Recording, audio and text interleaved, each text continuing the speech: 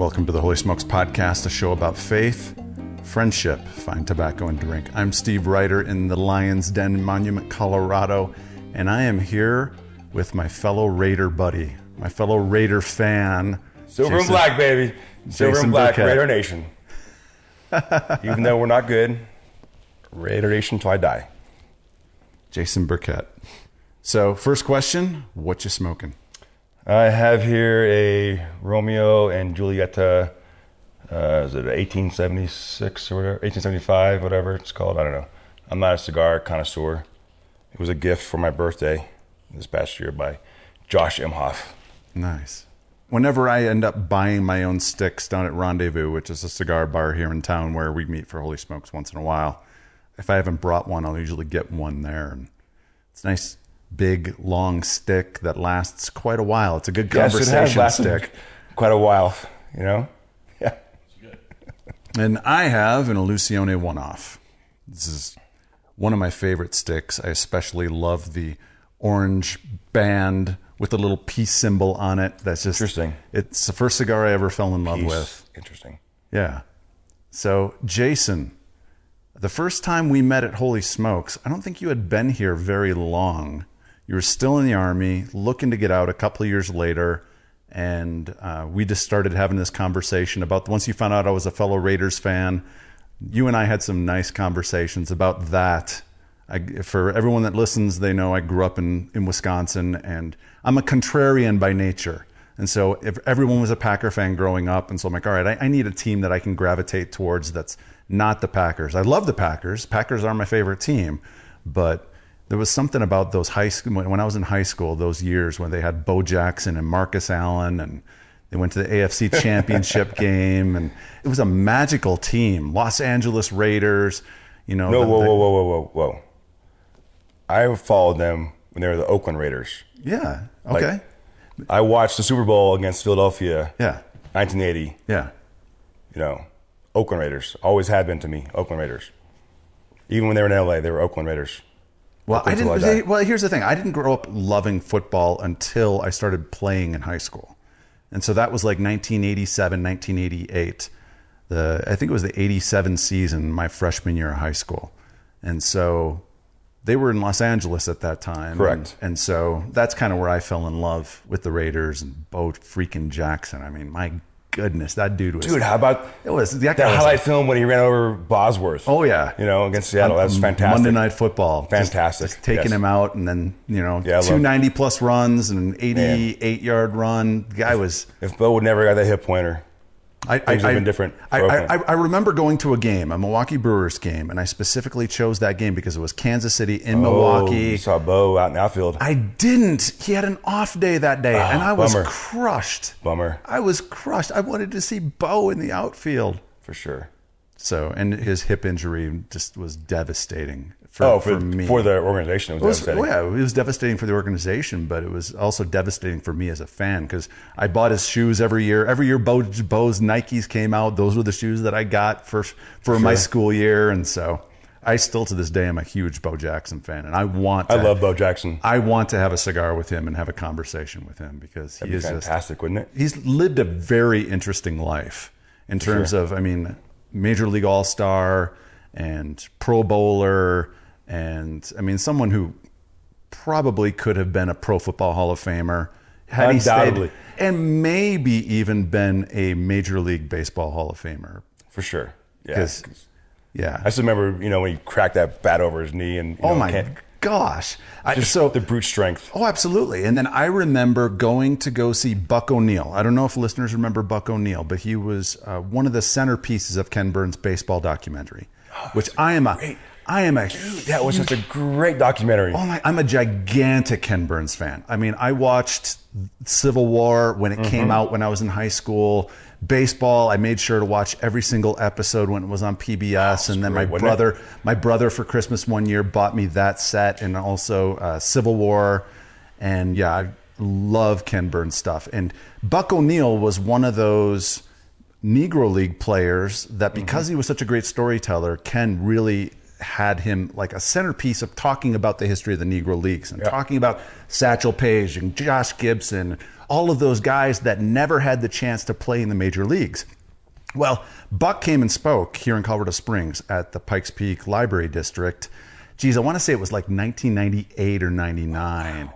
And so a buddy of mine and I, who was an equal baseball fan, we got there early and we got to talk to Buck O'Neil while they were getting all set up and autographed books. And it was an incredible. But one of the things I remember Buck O'Neil saying during that talk was he said he's only heard 3 players in Major League Baseball that were true power hitters, that when they hit the ball and they hit it in that sweet spot, it made a crack that was distinctive. He said number 1 was Babe Ruth. Okay. So Buck O'Neil had been around long enough, he was able to watch Babe Ruth play. Yeah. Number 2 was Josh Gibson, who was the Negro League whole power hitter right around the time of Babe Ruth in the 30s and 40s. Yep. I'd say, probably 20s, 30s, and 40s, Josh Gibson. And he said the only other time that he was ever in a Major League Baseball batting practice and he heard that same kind of crack was Bo Jackson. He said those 3 had just unbelievable power and could just, So, but he probably hasn't heard Aaron Judge though either. I'm a Yankees fan too. I am actually the black sheep of the family. Born and raised Southern California. Angels fans through and through. But as a kid, I got to meet Mickey Rivers. Yeah. He played for the Angels. Like I went to his house, went to dinner with him, movies with him. Yeah. And they traded him to the Yankees. So as a little kid, probably 3-4 years old, they traded him to the Yankees. I became a Yankees fan because I've met Mickey Rivers. So I'm a diehard Yankees fan. So Aaron Judge is the man right now for me. All right. So born and raised in Southern California. What kind of home? I was actually born in Northern California. Born in Northern California. Born in San Rafael. Okay. Which is north of the Bay. My dad was a drill sergeant at Fort Ord, California, which is the Monterey area. Yeah. We were still living. We didn't get post housing until after I was born. So I was born in Marin County General Hospital. Lived at Fort Ord a year or 2. I don't know how old I was when I moved to Southern California. Yeah. Lived in Orange County. And then in 76-ish, I was a kindergartner. We moved to Riverside, California. So, what kind of home did you grow up in? You said your dad was My dad was a truck driver. My dad drove for, what was it called? Knutson Dairy. Yeah. So he was a milkman, basically, but delivered milk, cheese, cottage cheese, all that stuff to grocery stores, whatever. Yeah. And then he did that for a while. And then he started working for Roadway, which is another trucking company. So yeah, he was a truck driver. My mom was stay-at-home mom for a while, and then she got her teaching credential and became a teacher. She was actually my substitute teacher at one time, and I raised my hand. I said, "Mom," I said, "Oops, sorry, Mrs. Burkett, I got a question." But it was kind of frustrating as a kid with your mom teaching because, she knew everybody in the district. So I had to I had to mind my P's and Q's. And if I didn't, she would know before I got home. I still remember one day I was a senior in high school and I ditched school for a day and I forgot to call myself absent. Yeah. Trying to meet my dad. Yeah. And she found out, and that Saturday I was in Saturday school for 4 hours. It was fantastic. Siblings? Yes, I have 2. I have an older sister. She's actually my half-sister. My dad previously married. And then I have a younger sister. So what kind of home did you grow up in? Like? Typical suburbia, Riverside, California, working class people. Yeah. Played Little League baseball, played soccer as a kid. My mom wouldn't let me play football, like American football. Yeah. I'm careful to differentiate between football and American football. Football. Right. I have to differentiate that with a lot of my friends. So I grew up playing what we call soccer. Yeah. Because my mom thought I was going to get hurt playing American football. So I didn't play football until I became a freshman in high school. And my high school didn't have soccer at the time. Yeah. Not until my sophomore year, we had soccer. The funny thing is I got more hurt playing soccer than I ever did playing American football. Because people don't know, soccer is a very rough sport. Yeah. It's a contact sport, much like football, Yeah. American football. Yeah. So I played American football for 4 years in high school. What positions? As a freshman, I played receiver, tight end. I played like linebacker on defense, if I remember correctly. My senior year, though, I was a wide receiver and middle linebacker, which is a weird combination. Yeah. And I weighed $165. Yeah. In Riverside. Which Yes. is not. And what's interesting, too, is my senior year, I actually ended up playing against a couple future professional athletes who played for the Packers, your team. Yes. Kyle Walker-Holtz, who played quarterback. Yes. And then, what was his name? He had a twin brother. They went to Cal. He played defensive back for the Packers. I forget their names. But it was funny, my senior year in high school, my yearbook, there's a picture of me going for a pass, and this future Packer is like, I'm sitting on his shoulder pads. Because I was like, I get back to the huddle, I said, you do that again to my buddy. I said, you do that again, I'm going to kill you. Because that hurts. So, yeah. But I remember playing Kyle Walker-Holtz's team, and it was crazy. Their whole O-line was like 6'3", 6'2", 6'4", all going to major Division I universities in Norco, California. So Norco was a really weird town in Southern California. Yeah. It's like this horse town within Corona, California. Like, it's really odd because people actually ride their horses to the grocery store. There are horse paths still to this day. So there are all these farm-type kids, and just monsters. And we lost to them 3-0 in overtime.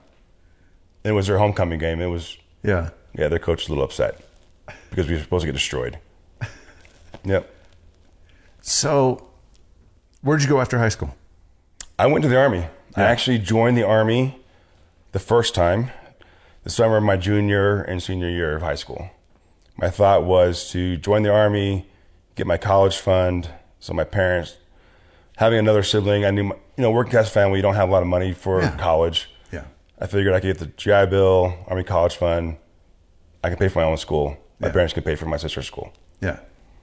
So I joined the Army at 17. My parents had a sign for me. Why the Army? My dad spent some time in the Army. Lived at Fort Ord. I wanted to be like my dad. I wanted to go to Fort Ord, California, which is kind of put me as the black sheep of the family because my grandfather was a retired Marine. He spent 30 years in the Marine Corps. So I joined the Army because that's what my dad did. Yeah.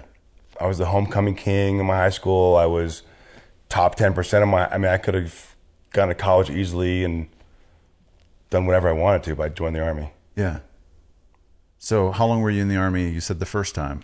The first time, yeah. I was in the Army for 7 years, 5 months, and 30 days, I think, exactly. I got asked to leave the Army the first time. Why? Because I was a fool. So let's back up a little bit. Yeah. So I joined the Army in 1988. I graduated in 89. I went to basic training in August of 89. I dated the same girl in high school from like my second semester of my sophomore year all the way till I graduated. Joined the Army. I go off to Fort Benning, do my basic training. Then I go to Fort Lewis, and I get orders to go to Panama. I was stationed in Panama for a year. Well, I was 19 when I got married the first time. Mm-hmm. Yeah, I was 19. Go to Panama for a year, which was just after, I call it Just Because, but the actual thing was Just Cause, getting rid of Noriega, all that kind of fun stuff, right? Mm-hmm. I'm down there, and before I leave, we get married.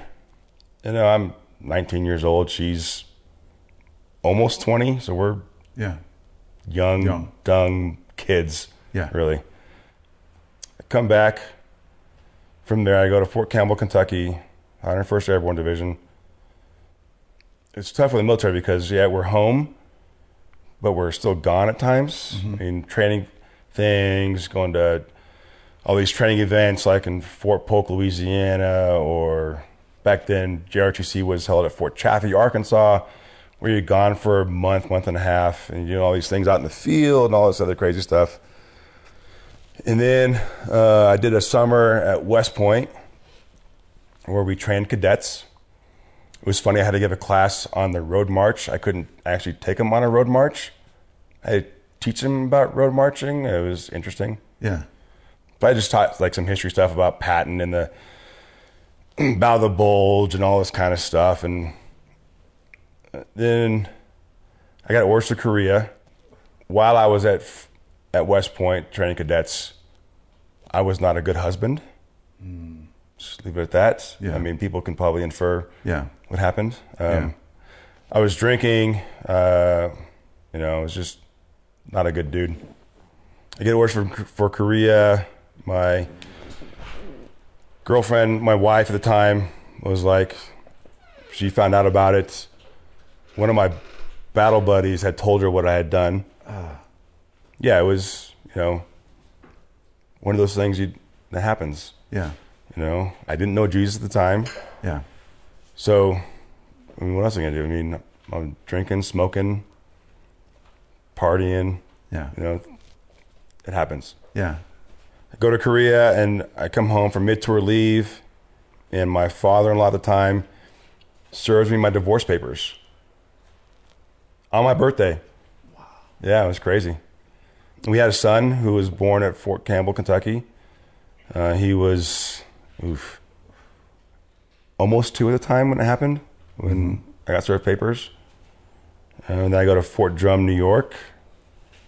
And yeah, that's when I got asked to leave the Army after a few years. Was it because of the cheating, or was it? No, it was because of something else. So in the mid-90s, the Army had an issue with gangs. I'll call them gangs. Yeah. There were black gangs, there were Mexican gangs, and there was white gangs. There was skinheads. Yeah. And during my time in Korea,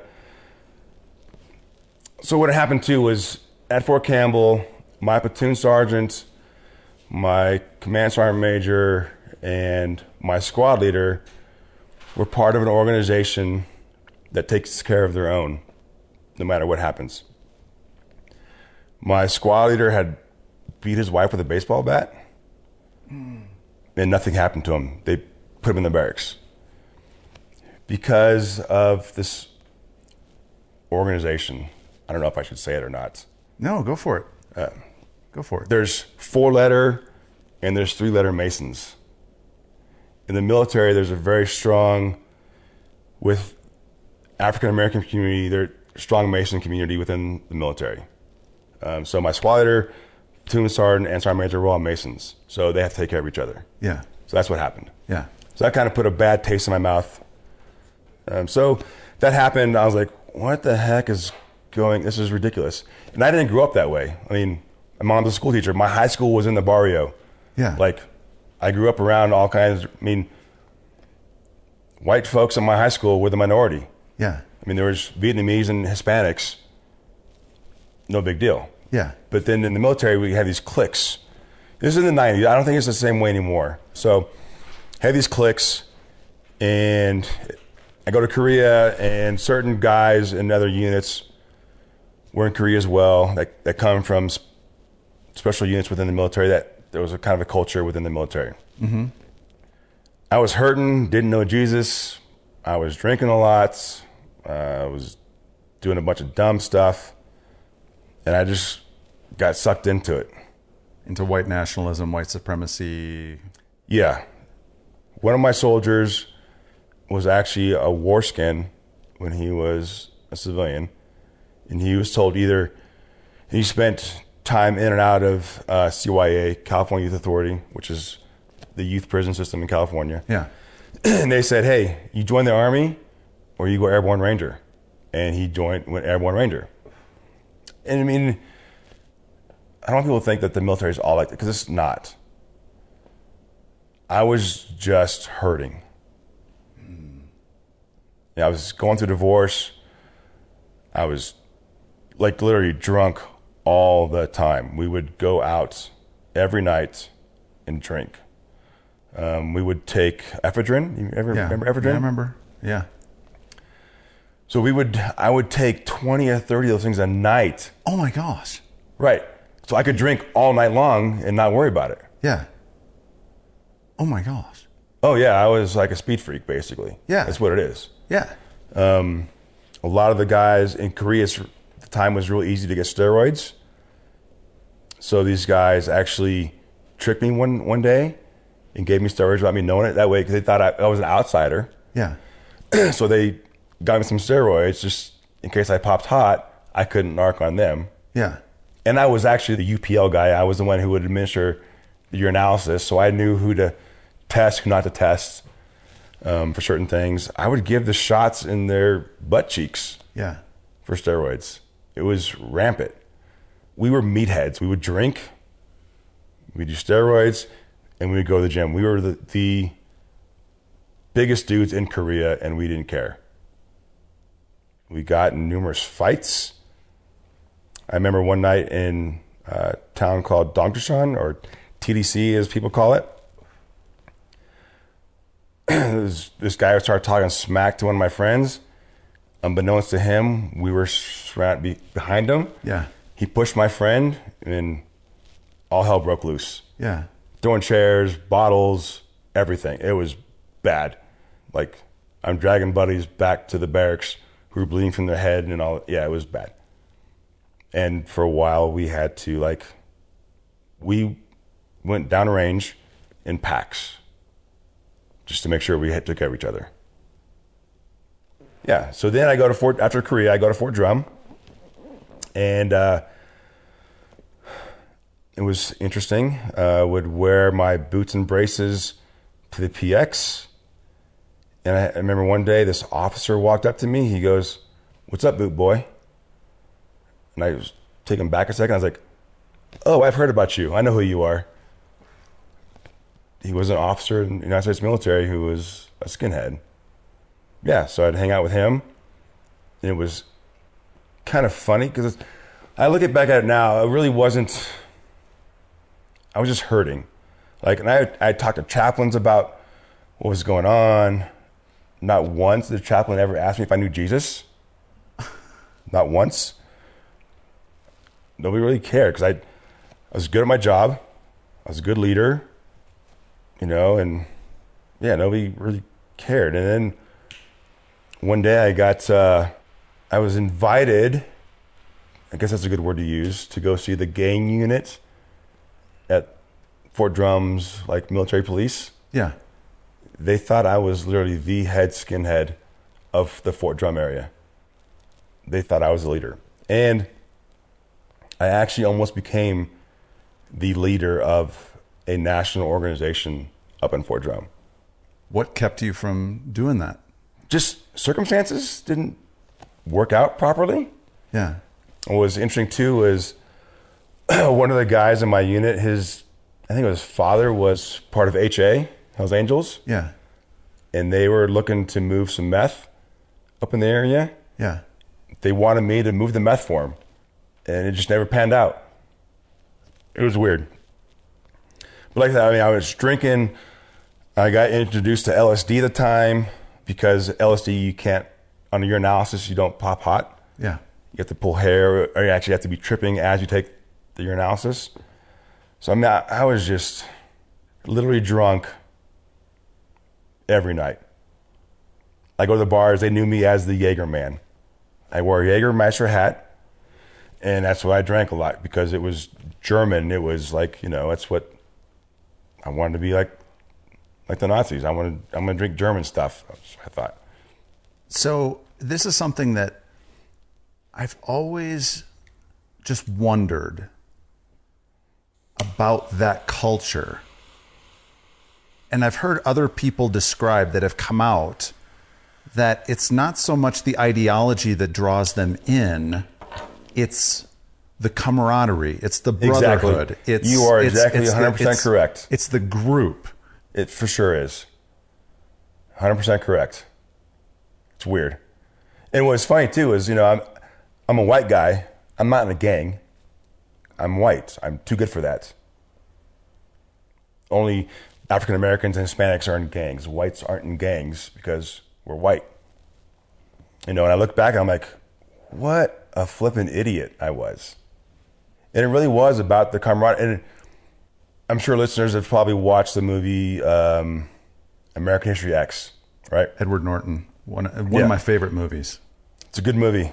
It's a really good movie. Then I watched a recent one called Skin on Amazon. It's a true story about this guy. I think his name is Brian Winder, who actually left, and he had all these facial tattoos that got removed. I think actually the SPLC actually helped sponsor him to get his tattoos removed. Yeah. And he got removed because he became a believer. Like, I saw this little interview on CBN. Yeah. Yeah, it was fantastic. I was like, I dig this guy. Yeah, so I was an idiot. What actually got me, they told me to leave my officers asked me to leave the Army. What happened was actually a friend of mine and another friend, we were downtown Alexandria Bay, New York. One of our friends was ETS, getting out of the military. So we were partying. Well, on the way up, I brought a case of beer in my car, and we drank it. And then the guy leaving the military hooked up with a girl that night. Me and the other guy were bored, sitting in this house of all these college kids, and he's off with this girl. So we started rummaging around the house, found a bottle of vodka, started drinking that, went outside, and we found an unlocked car. And I snagged the radar detector. I was blitzed. I was hammered. I don't know what happened exactly. I took this detector, and then the guys this girl was with, they're all college students from Syracuse University. I'm like, oh man, they're all in my car. And we started running. We took off. Yeah. We get to my truck, and the guy leaving the Army was getting in a little altercation with our other friend because we ruined his night with this girl. And I'm like, hey dudes, there's 2 cops. Get in the truck, let's go. There's 2 cops, let's go. Well, they light us up, and I blow on the breathalyzer, and I blow a .07. Woo! New York is .08. I was good. Yeah. I had sobered up enough. They said, hey, Jason, park it and walk. I said, yes, sir, I will. Parked my truck. We started walking the same direction we just ran from.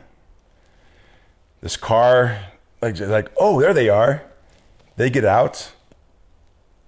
I don't remember it. I remember the cops coming again, lighting us up, and I just take off running, run across the street. I'm like, forget this, I'm not going to jail. Well, the guy leaving the Army stayed there. I was like, well, I can't let him go down for this. He's getting out of the Army. I'm not going to let him. He's leaving the Army. I will take full blame for everything. So I go back. I tell the cops, yep, I took the detector. I did everything. And I think we got in a fight. I don't remember. I just remember the next day I had a fat lip. That's all I remember. So I get arrested for petty larceny. I go to the jail. They take my belt. They take my shoestrings. A-Bay is a really, really small jail cell. I remember I had this mimeograph paper with my number and my booking stuff, and they take out this little 35 millimeter camera back in the old school days, you know what I'm talking about? Yeah. Take my picture, and I'm like, oh, I'm screwed. My squad leader comes to pick me up. I get taken back down to Fort Drum. And then that's when they said, hey, Jason, we have this counseling statement from your platoon leader who says you were a skinhead. Let's just leave the Army. We'll keep your full benefits. Because I had re-enlisted before, so I like, yep, I'll leave the Army. So I'm upstate New York. I get asked to leave the Army. I get honorable discharge, luckily, thankfully. And I'm living upstate New York for a few more months. I actually got a job at a group home for delinquents. I'm probably not the best guy to have this job because I'm working with kids. But I remember, I mean, there's this one kid that I actually influenced a little bit. He was like 16, 17 years old, and he would hold his fork like a shovel, because these are all wards of the state kind of kids, and they'd never had a good father figure. I said, hey man, you're at that age where you're going to meet this girl's dad. hold your fork the proper way. Yeah. You know, he started doing it. And then I was still drinking, drugging, hiding all that stuff from my employer. I mean, one night I went to New York City, and I was helping somebody move from New York City up to Fort Drum area. And I think I did, we found crack first. She thought it was cocaine. So we smoked a joint with crack in it. She's like, oh no, this isn't cocaine, this is crack. So then we found some cocaine and made what's called a Cocoa Puff. It's a joint laced with cocaine. Yeah. Did that. And then we found something I knew I could ever do again, heroin. I snorted a dime bag of heroin that night too as well. So in one night I did crack, cocaine, and heroin in one night. Wow. Yeah. All while you're working this job with delinquent youth. Yes. Yeah, I was such a hypocrite. Such a hypocrite. So you said you were there for just a few months. Yep. So I moved back to California. My dad got sick really bad. And I knew I was going to end up in prison. Because I've done some other things too, like copper pipe could get you a lot of money. You could just take it and recycle it and make a lot of money. So I did that a few times with some friends of mine, and we took a lot of copper pipe. Yeah. Probably $10,000, $15,000, $20,000 worth of copper pipe. Wow. Oh yeah. We had this whole thing. Yeah, it was we did a great op order, military plan to do this. Yeah. It was crazy. Yeah, so then I go back to California, and I was like, I just got to go to college. I got to get my life on track. So I go back home. I take a train from Syracuse, New York, to San Bernardino, California, and I barely had money to eat. Yeah, I just need to get home. And I get home. I go to college, and the interesting thing is, so growing up in the United States, I played soccer. So I saw this summer PE class, soccer. I'm going to go play soccer. That's the easy PE credit. And, so in California, it gets kind of warm sometimes, so we take our shirts off for practice. What it ended up being was that class was actually tryouts for the junior college soccer team. Yeah. And I was drinking. I was smoking 2 packs of cigarettes a day. I was like, oh my God, this is horrible. Yeah. Because, people don't know, soccer players run average of 5 miles a game. A lot. Right. Yeah. So this is, it was horrible. I'm hacking up a lung and all this kind of stuff. And what was interesting was, what most people don't know is there's actually 3 types of skinheads. There's what they call traditionals, there's Nazis, and then there's what they call sharps. Sharps stands for Skinheads Against Racial Prejudice. They are probably just as violent as the Nazis.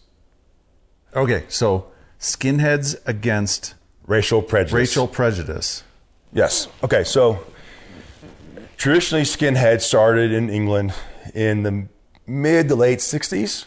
So the skinhead uniform, using air quotes here, they were factory workers. So they wore jeans, they wore boots, they wore t-shirts, and they wore suspenders, or what we call braces, to keep their pants up. And they had short hair because they worked on factories. They didn't want things getting caught in the machinery, right? So a traditional skinhead is somebody who's a working class person, right? They drink beer, they work, they have fun, all right? Nazis took over I don't know what you co-opted the movement, yeah, if you will. That's a good word. Yeah, because they co-opted the movement. And then sharps co-opted that to say, hey, look, there are skinheads who are anti-racial. And they're just as violent as the whole Nazis are. Yeah. It's crazy. So one day, though, I'm at soccer practice, and there's this African-American traditional skinhead who sees a tattoo on my back. He made a comment. I said, we're good, man. We're on the pitch. We're good. The tattoo is? Something I don't show people. It's an album from an old band that was it if you will, the Elvis Presley, the king of the skinhead music industry back in the day.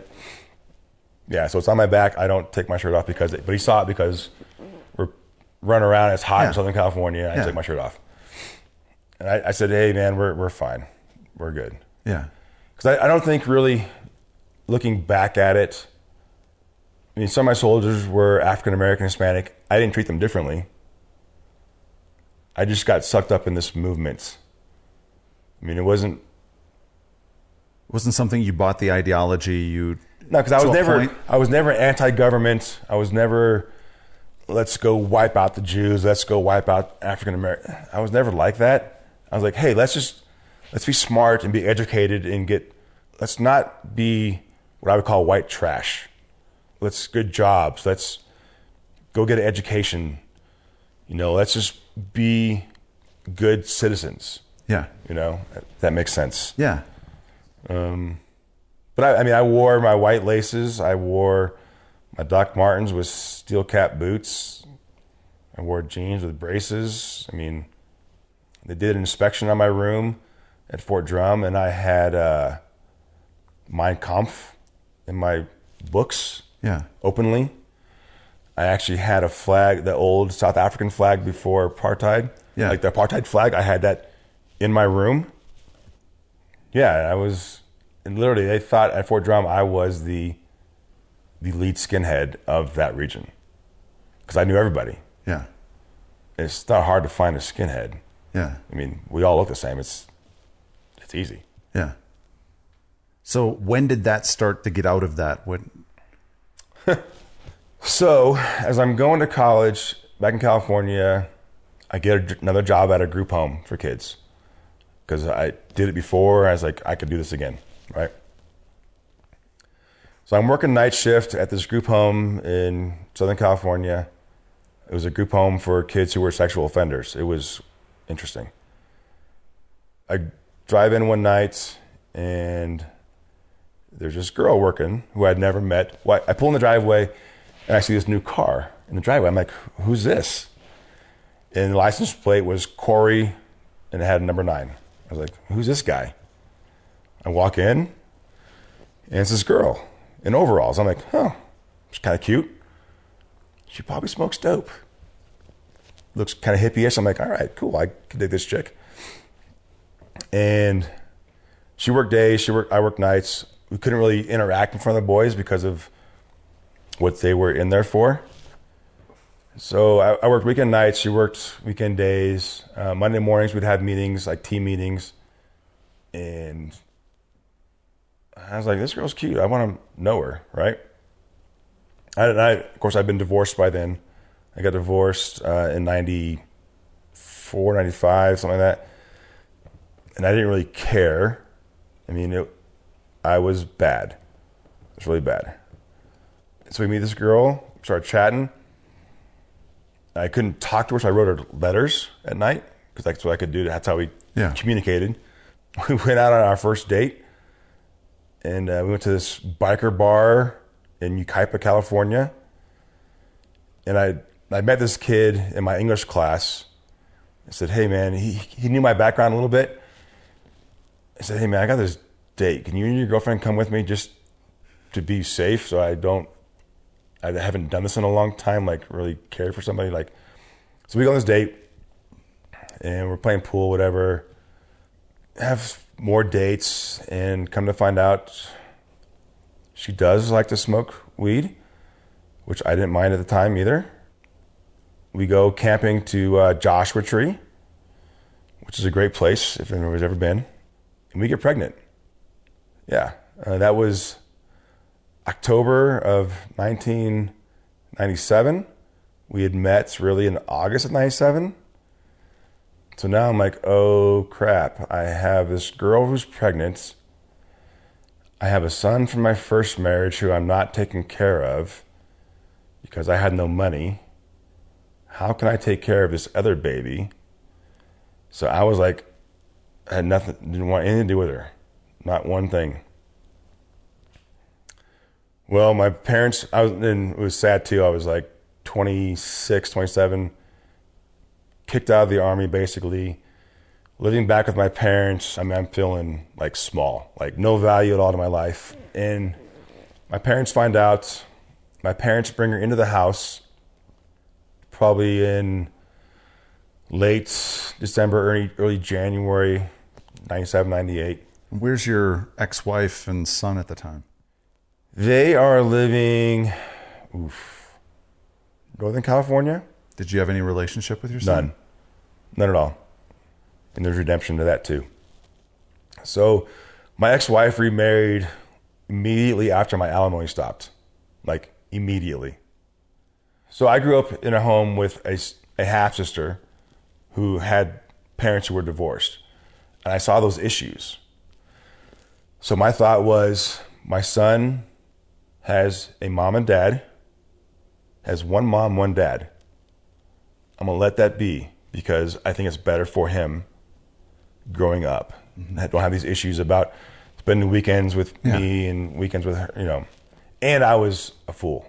I mean, I was in no shape to take care of it, to raise a son. Yeah. Alcoholic, drugs, Yeah. white supremacist. I mean, there was just, I knew it was better for him to be away from me. So then my pregnant girlfriend, air quotes, is in my house with my parents. And one day she gets a call from her mom in Illinois. This is where it starts getting good. And we figured, so we were going to move her back to Illinois, where she's from. That's where her family's at. They can help take care of her baby, all that kind of stuff. Well, her mom wanted to talk to me on the phone. This is January 1998. She goes, I want to talk to Jason. So I go back to my room. We're on the phone. She wants to know what my plans are for her daughter and what I'm going to do. I flat out lied to her. I said, I'm going to take her back to Illinois. I'm going to get a job. I'm going to do all this kind of stuff. Knowing in my head, I'm thinking, I'm going to drop her off. I'm going to come back to California and get my life right. My wife grew up in a Christian home. And I have, you guys probably know this, like, we have these grandmothers who pray for us. Yeah. That you can't outrun those prayers, right? So my dad actually grew up in an AG home. My grandfather was an AG evangelist and pastor who actually had walked away from the ministry, actually left my grandmother, married a younger woman. But my grandmother never lost her faith. She prayed for me every day for 27 years. Every day. And so my wife's mother calls me. I mean, we get married eventually, right? My wife's mother calls me. I'm in my room, and I'm lost. I'm like, I have no clue what's going on in my life. I'm a drunk. I'm smoking weed at the time. I didn't really care. I actually I didn't care if my wife would have gotten an abortion. I wouldn't have cared. So we're on the phone talking. Like, she's in Illinois, I'm in California, on the phone. I don't remember what was said exactly. I don't remember saying a prayer, anything. I remember crying like I've never cried before in my life. Like, my eyes were like swollen shut, crying. Like, I mean, it was weird. I was like, what is going on here? She goes, you're fine. You just gave your heart to the Lord. I had no clue what that meant. I didn't grow up going to church. None of that. I'm like, what? So I walk out of my room. I go to my wife. I said, at the girlfriend at the time, I said, hey, your mom wants to talk to you. And she sees I've been like, I mean, she could tell I've been crying because my eyes were just bloodshot, swollen. Yeah. She's like, she gets on the phone to mom. She goes, Mom, what just happened? She goes, he gave his heart to the Lord. She's like, what? And so the next day I was like, and I'm still wearing like, and I don't like using the term anymore, but wife beater tank tops. Yeah. You know what I'm talking about? Yeah. I had like 6 earrings, a big fat goatee, like sideburns. I mean, I still looked like a skin in a way, right? And I'd been pulled over before. I've been profiled. Like, I remember one time I was going to class. I was in my mom's car. I was at a stoplight. The light turns green. I make a left-hand turn. Windows are down. Music's probably kind of loud, right? I'm driving down, and this cop pulls a Yui. I'm like, oh, man, I didn't do anything. What are you doing, dude? He lights me up.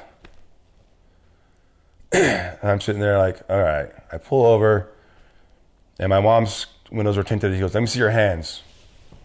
I stick my hands out the window. He walks up to me. He goes, whose car is this? I said, it's my mom's. He goes, did she know you have it? Yeah, man, I'm on my way to class at RCC. He's like, you sure? Yeah. Has you ever been arrested? I lied. I said no. Because my petty larceny charge got dropped to disorderly conduct because I was on to court all the time. I wore a shirt and tie. Yes, sir, no, sir, all this kind of stuff. And they just dropped it to petty larceny or disorderly conduct, which is like a misdemeanor, like a traffic ticket. So I had no record. So I knew I wasn't really lying. I was like, oh. I'm thinking to myself, you pulled me over because of the way I looked. I get it. So fast forward to January 98, and I said, I got to tell my grandmother what had happened to me. So I drive 2 hours to Bakersfield, California. I look the same. I mean, still got the bald head, sideburns, fat goatee, earrings. I knock on the door. She answers. I said, Grandma, I got something to tell you. She goes, I can already tell. I see it in your eyes. I still really had no clue what had happened to me. Yeah. No clue. So we moved back to Illinois, and I'm still thinking the same things. Because like I said, I was still smoking, drinking. I had no clue what happened to me. Small farm town, Illinois, where everybody knows your name and everybody knows your business. Yeah. So they all knew I was this outsider California guy who got one of their own pregnant. We go to church, like that first Sunday. It was crazy because it felt like the pastor was speaking to me. Nobody else, he was talking to me. I was like, whoa, this is weird. There was this guy on the worship team who was singing to me. Nobody else but to me. I was like, well, this is odd.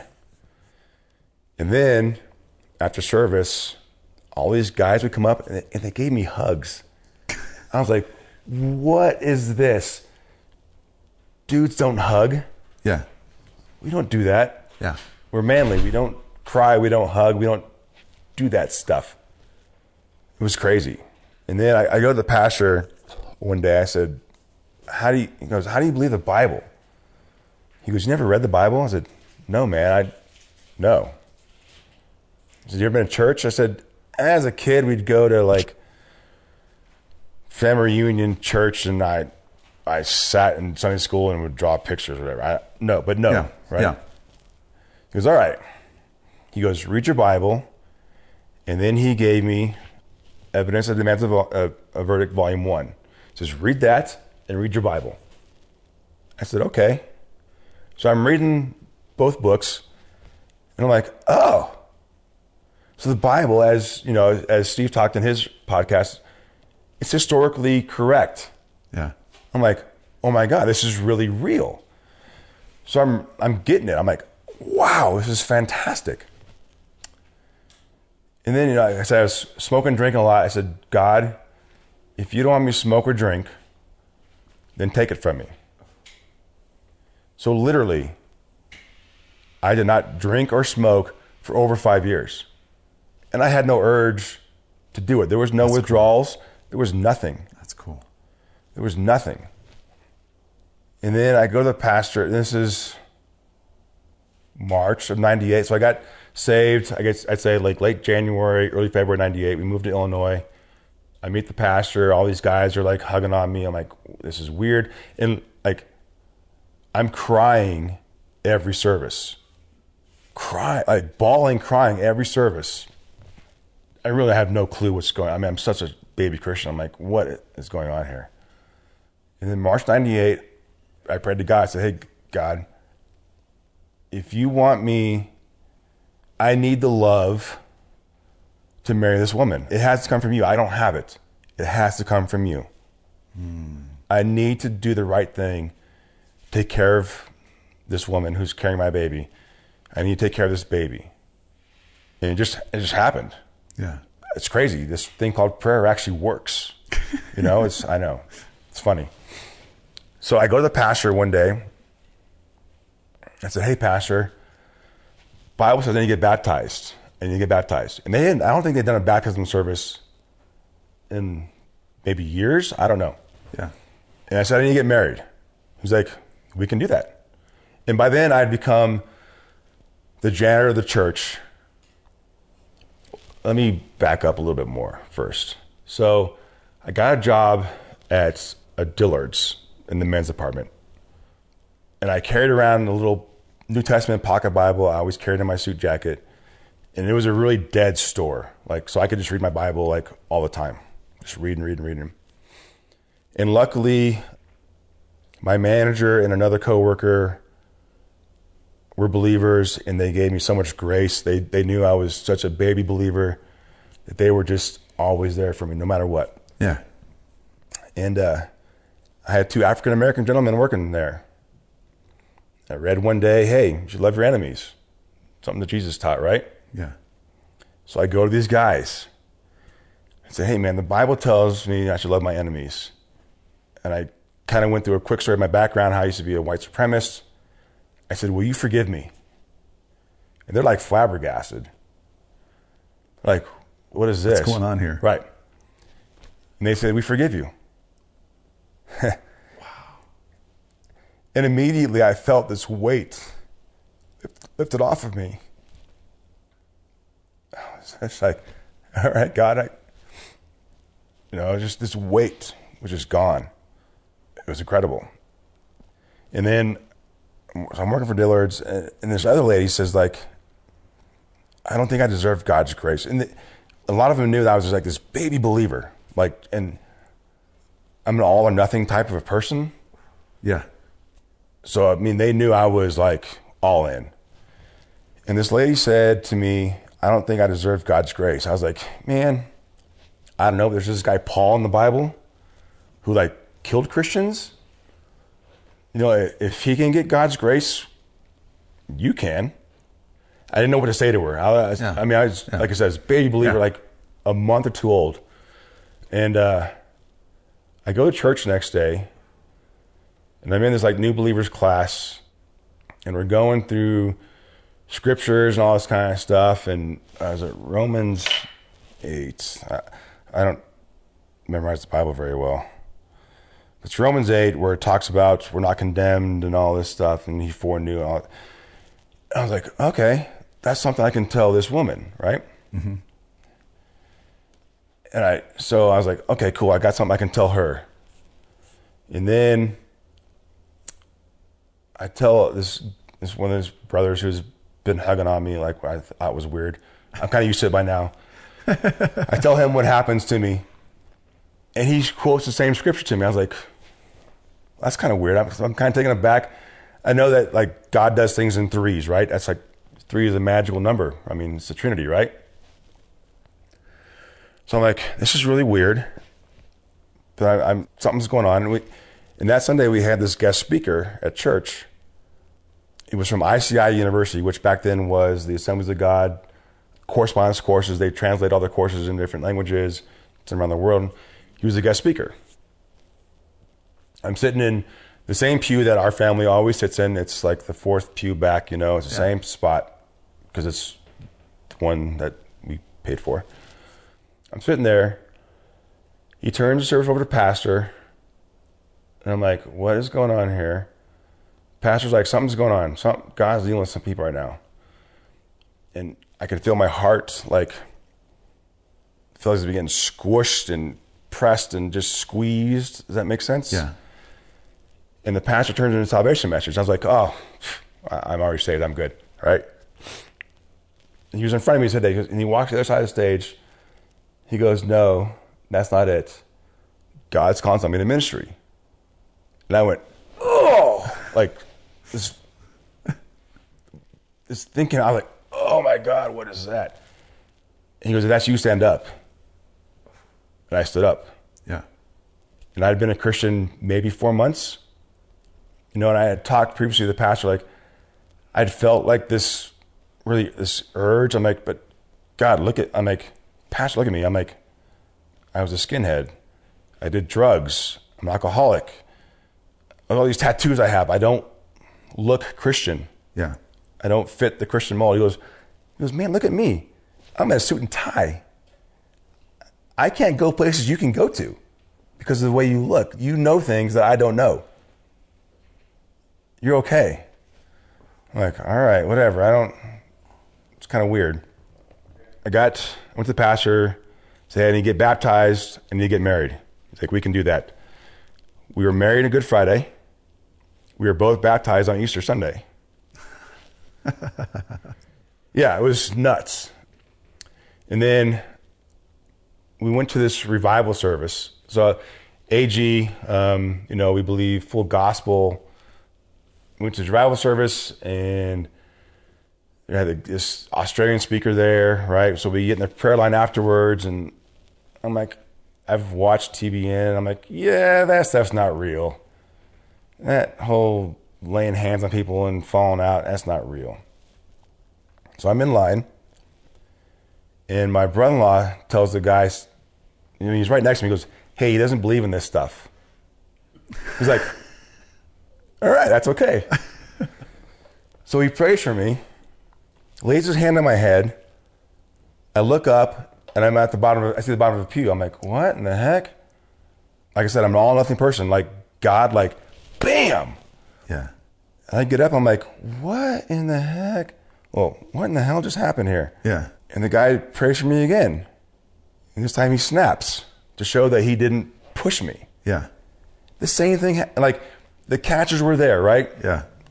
But it was so violent, they couldn't catch me. They couldn't react fast enough because it happened so fast. And I'm like, I get up, I'm like, what is going on here? And I'm stumbling around drunk because I know what that's like because I've been there, done that, got multiple t-shirts to show that. And I tell the guy, yeah, dude. He goes, you like this, don't you? I was like, yeah, man. I just got baptized like 2 weeks ago. I just got married 2 weeks ago.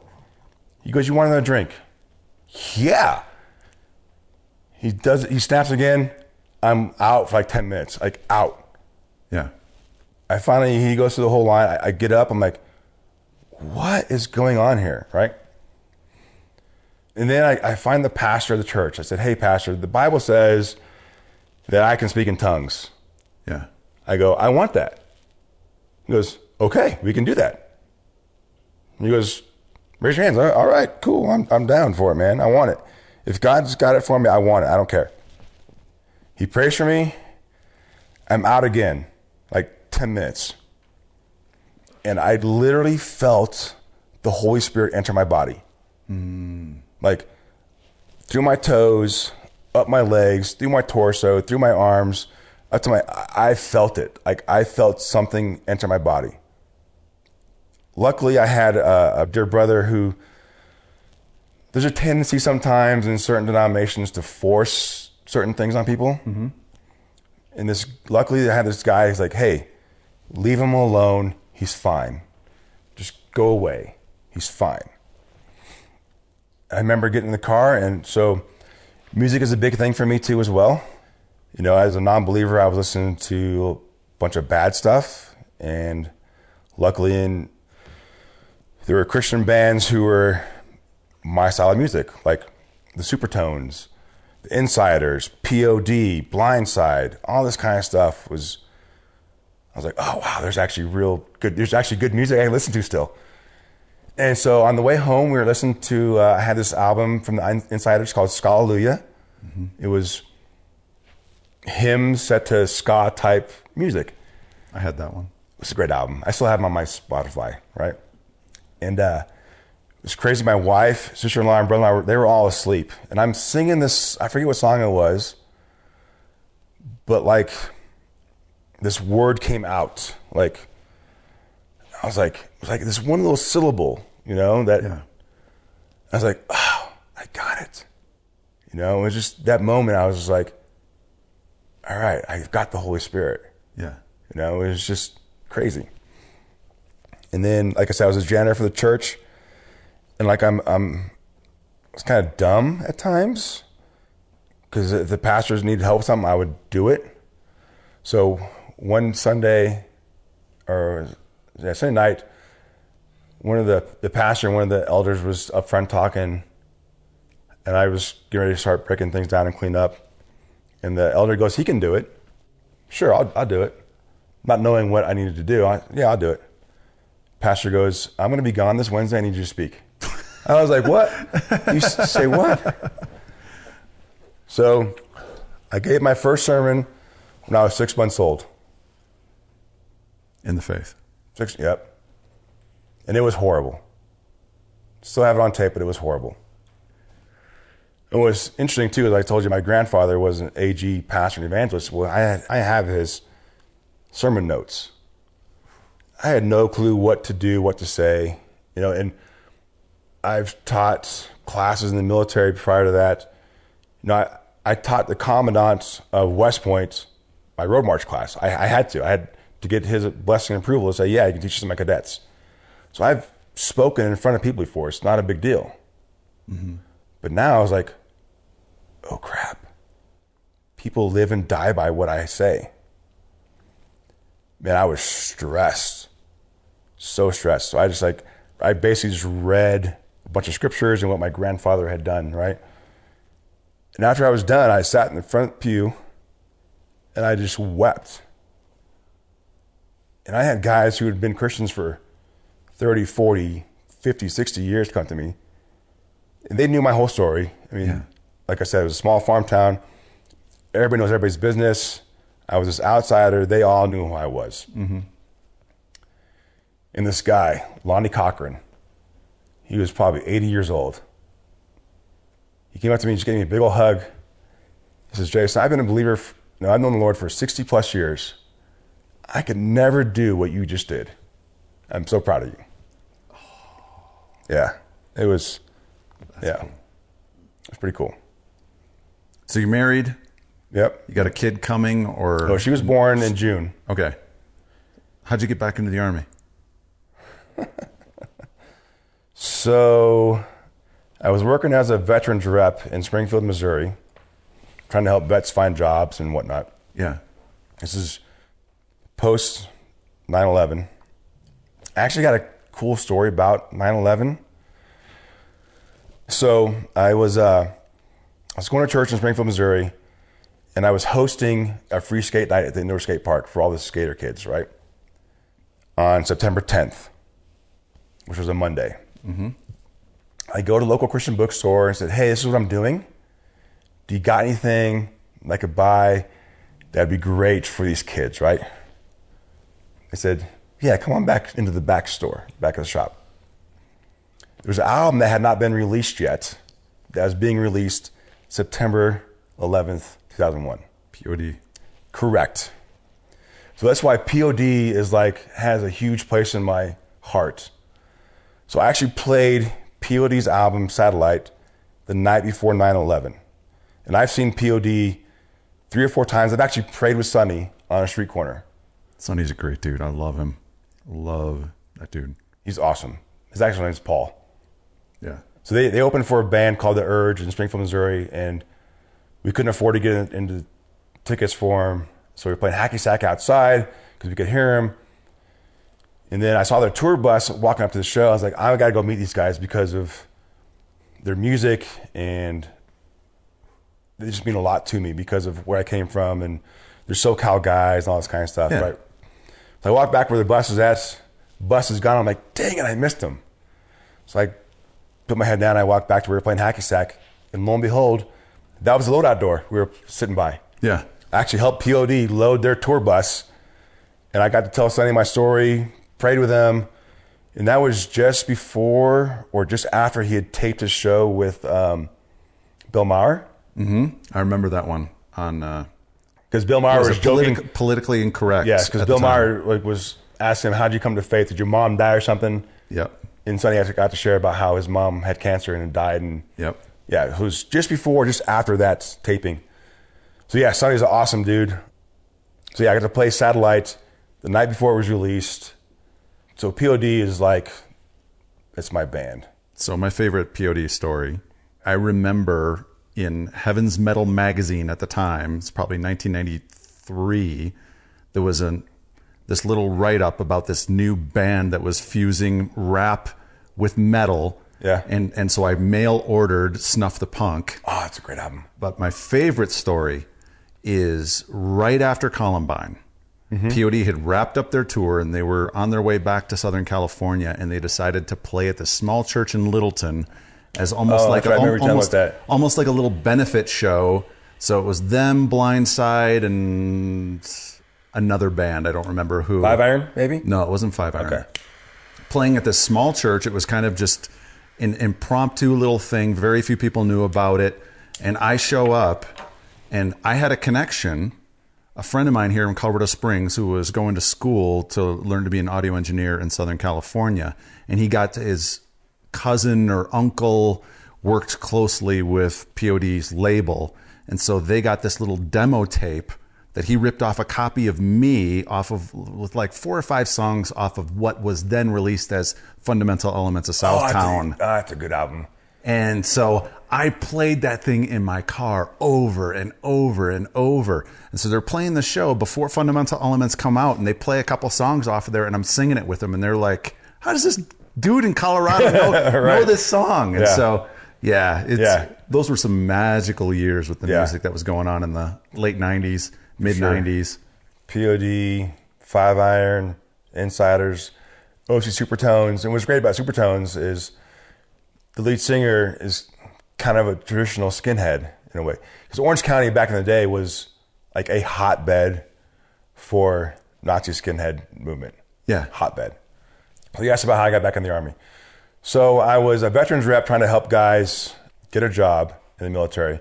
This is post 9/11. And I remember when we invaded Iraq, I was working at a cabinet shop. So I used to install church furniture and pews and whatnot, and been around the country doing all this kind of stuff. I was in the shop, and we invaded Iraq, and I got physically sick. I felt like those are my guys. I wasn't there.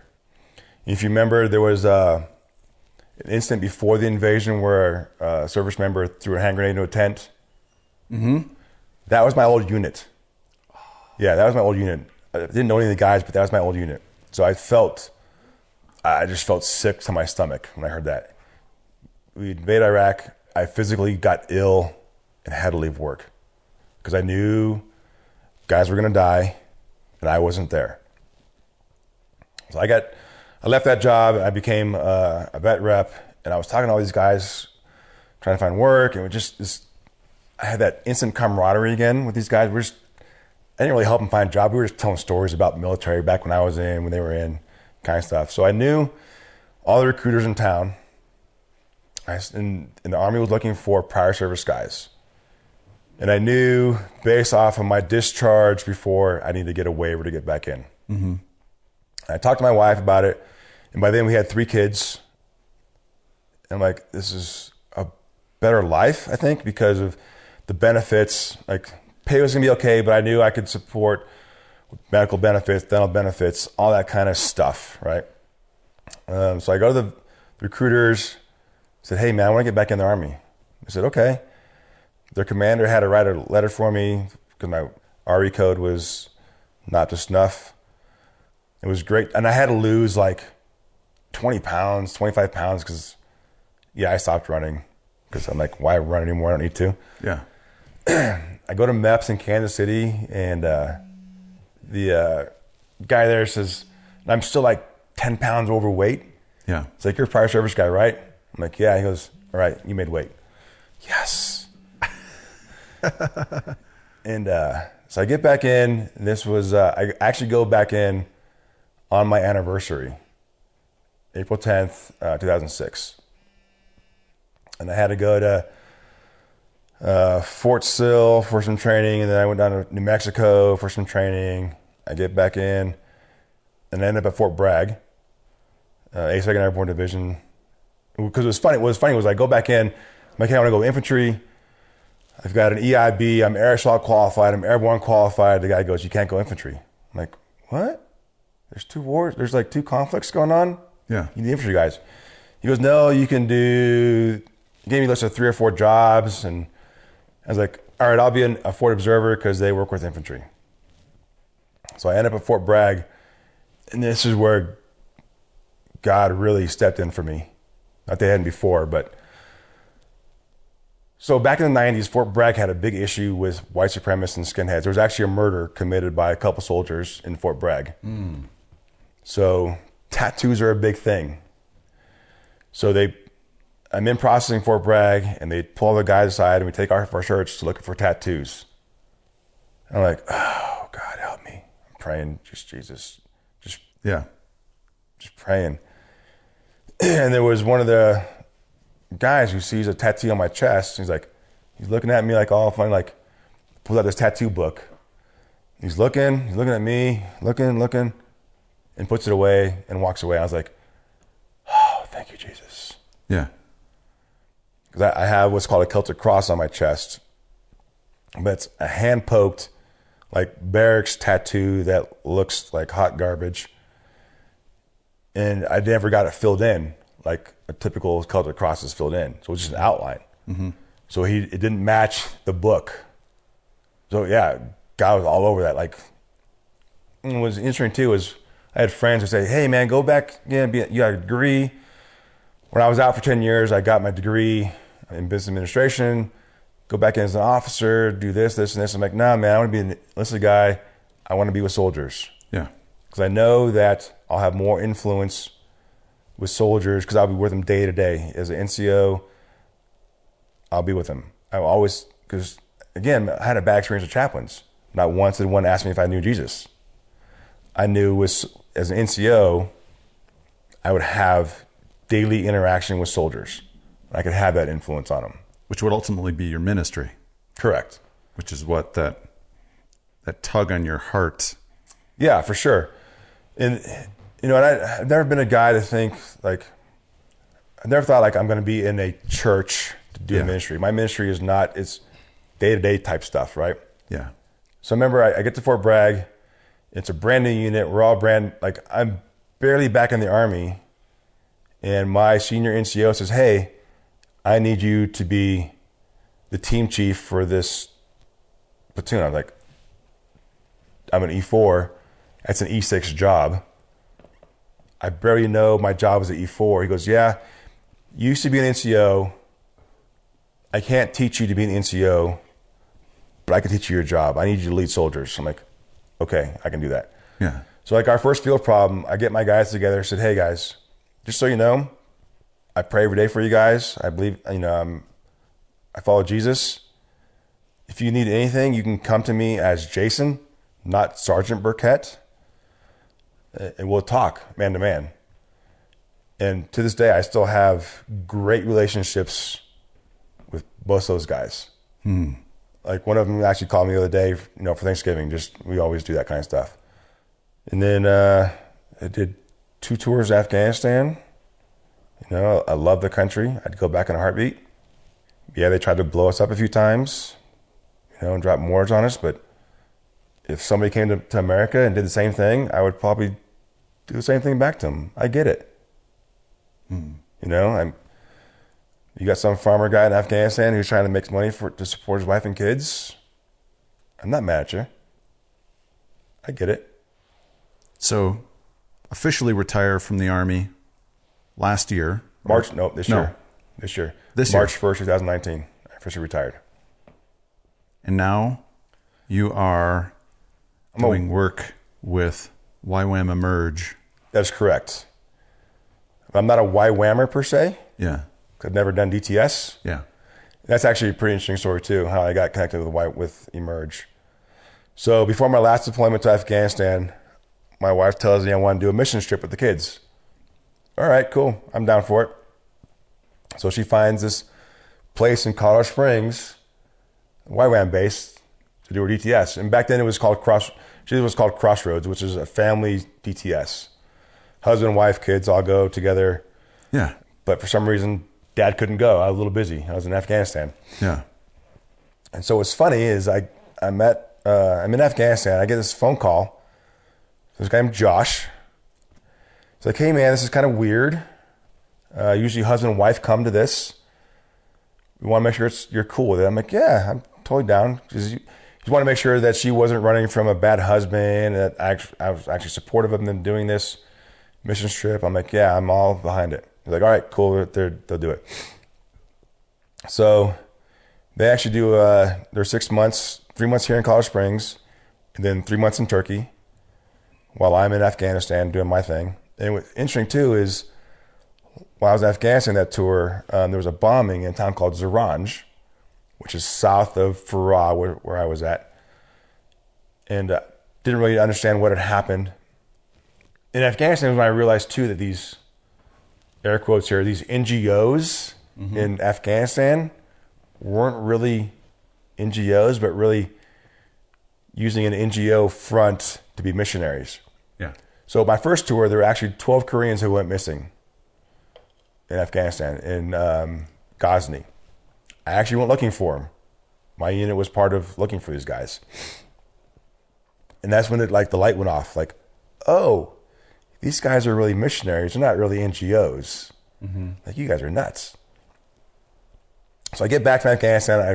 I tell my commander, my first sergeant, hey, I need to fly to Colorado Springs to pick my wife and kids because they did this mission trip and they're totally supportive of it. So I fly out here and I meet some guys here at the YWAM base. I'm like, you guys are nuts. These are flat out nuts. As a military guy, I have my armor. I'm in an up armored vehicle. I have a weapon to protect myself. You guys have nothing. Like, that's nuts. Yeah. That's just crazy. Yeah. And we know one of the guys that was there actually for the bombing. So then what was crazy was I got offered a job to come recruit for special operations here at Fort Carson. So my last job in the military, I was civil affairs, which I equated as the Army's version of a short-term missionary. We go work in countries. We could be the only military guys in the country. We go find out causes of instability and how can we fix these by doing projects and whatnot. So I get a job to come recruit here because I know, and I'm like, yeah, Colorado Springs, all these Christian missionary, organizations here. I'm like, yeah, I can get tied in, blah, blah, blah. And so that's how I get tied into Holy Smokes too. Was a friend of ours, Vance Patterson. Yep. Our daughters played soccer together. Yeah. He walks up one day at a game. He goes, hey, he knows I'm a Christian. He goes, kind of on the DL, do you smoke cigars? Do you drink? I'm like, I'm not against it. I drink. I don't smoke cigars, really. He's like, all right, there's a group of guys I want you to meet, blah, blah, blah. And so months go by, and our oldest daughter was having some issues, like serious issues. She'd written suicide notes, all kinds of stuff. It was bad time. And I called Vance and said, hey, Vance, I've got to talk.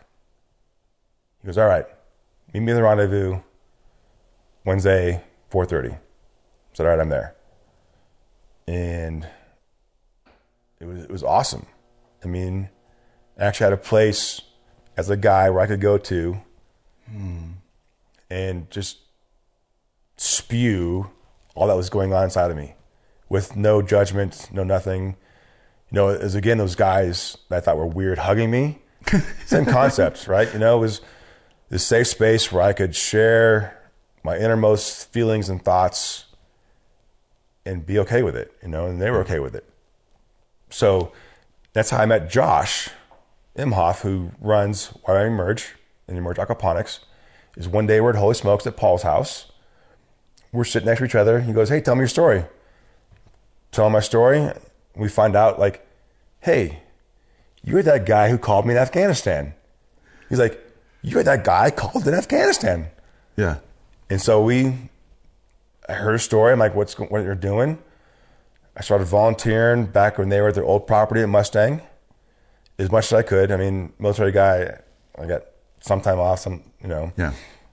I really felt something like, this is really what I was trained to do in the military. Like, how can I go into a country and actually help poverty, help people who are hungry? oh, wow, I can do this by helping them create their own business, growing food. It lined up perfectly with what I was trained through in the military. Now I can actually do it with ministry.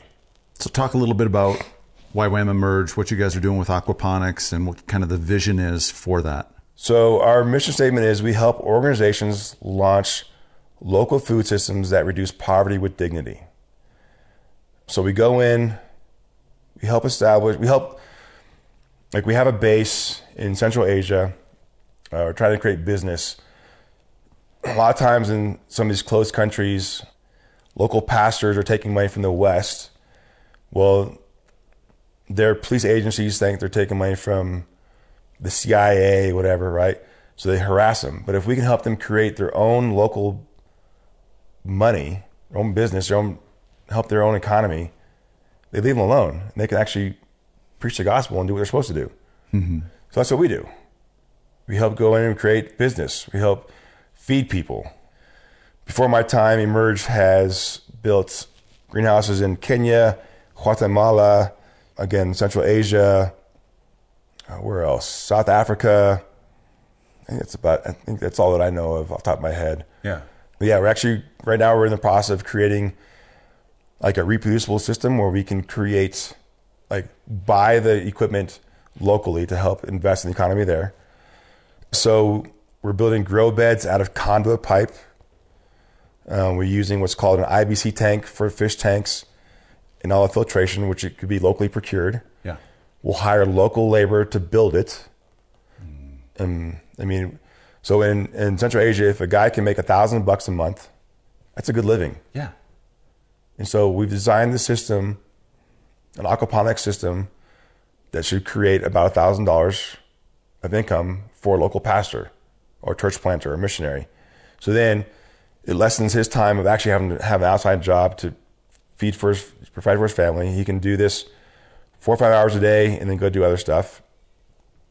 And then actually feed his family the fish and the vegetables. What kinds of vegetables are you guys able to grow with aquaponic systems? Oh man, sky's the limit. So here locally we do leafy greens. Yeah. But you can do tomatoes, you can do cucumbers, you can do beans, you can do. One of the guys that we work with has actually seen like a papaya, a banana tree. Yeah, sky's the limit. Yeah. Just how you set it up. Yeah. And I'm not the smartest guy yet. I'm still learning aquaponics. Yeah. So luckily we work with guys who are way smarter than I, that actually have done more than I have done. But yeah, sky's the limit. You can do, as long as you set your system up properly, you have the right environment for those crops to grow in the greenhouse, you can do all kinds of things. Where do you want to go? What do you want to do? So I'm actually headed to Lebanon and Jordan in February. My son did a missions trip to Lebanon this past summer with his high school. I brought the local pastor in who works with refugees, orphans, and widows from the Syrian refugee crisis. And I got firsthand taste of that when I was in the military. I went to Jordan for a month and saw what's really going on over there.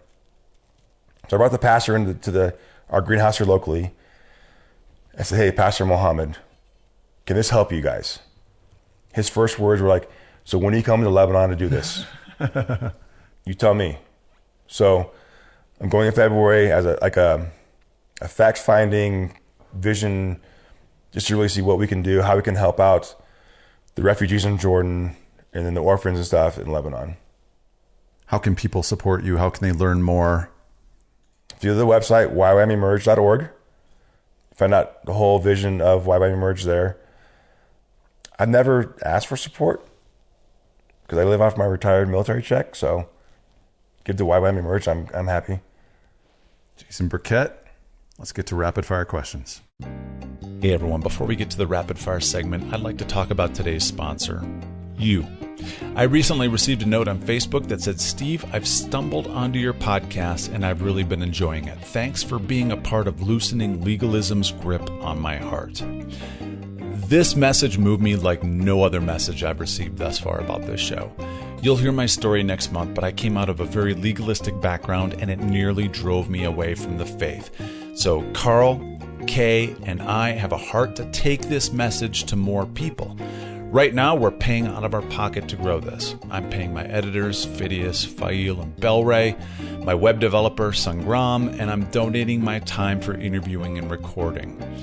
But if what we've done through this group, through the meetings, and through this podcast have made an impact on you, please consider a tax-deductible donation. You can go to paypal.me/holysmokesclub and make a donation there. As always, that link is in the show notes, but it's paypal.me/holysmokesclub. Thanks.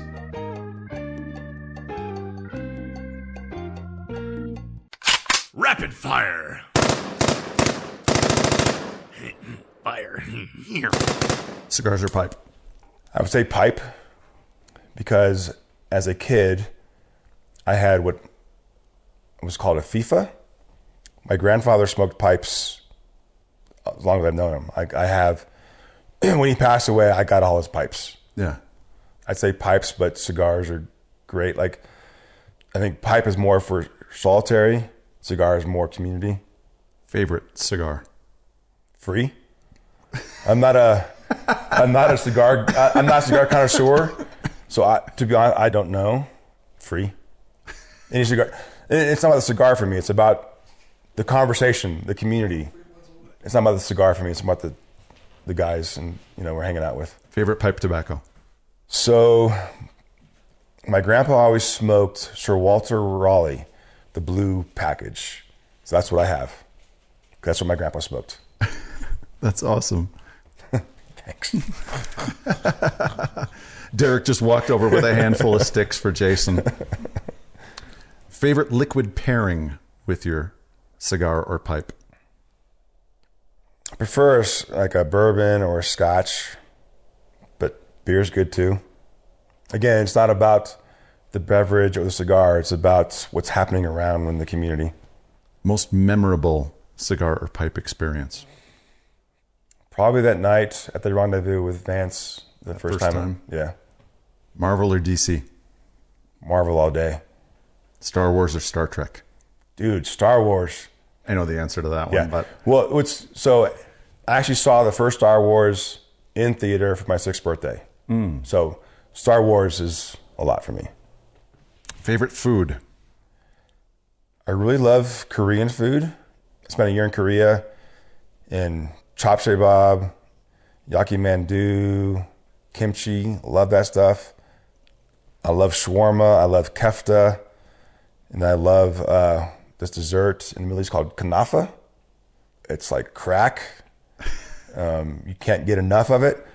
It's phyllo dough, goat cheese, phyllo dough, topped with honey and pistachio. You cannot beat it. Oh my goodness. Yes. That sounds... That's what I told Pastor Muhammad. As long as you have some shawarma, some kefta, and kanafa, I'm there. He's like, deal. Deal. Nickname growing up or in college?